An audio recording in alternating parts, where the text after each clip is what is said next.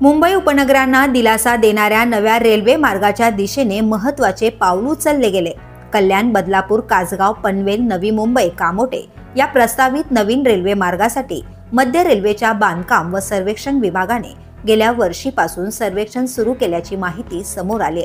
मध्य रेल्वेचे उपमुख्य अभियंता अजय महार ही माहिती नगरपालिकेचे माजी नगराध्यक्ष राम पातकर यांना दिले। या रेल्वे मार्गात बदलापूर जवळील कासगाव चामटोली येथे नवीन रेल्वे स्थानकाची उभारणी होणार आहे।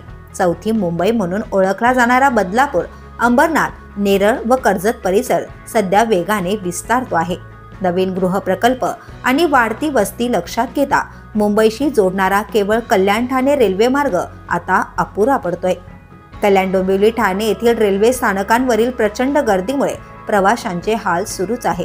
या गर्दीला पर्याय म्हणून आणि प्रवाशांचा ताण विभागण्यासाठी बदलापूर, कासगाव, पनवेल मार्गे नवी मुंबई, कामोटे हा नवीन रेल्वे मार्ग अत्यंत आवश्यक असल्याची भावना व्यक्त होते। राम पातकर यांनी याबाबत केंद्रीय रस्ते व दळणवळण मंत्री नितीन गडकरी यांच्याकडे विशेष मागणी केली की या प्रस्तावित मार्गाच्या उभारणीस केंद्र सरकारकडून भरपूर सहकार्य मिळावे।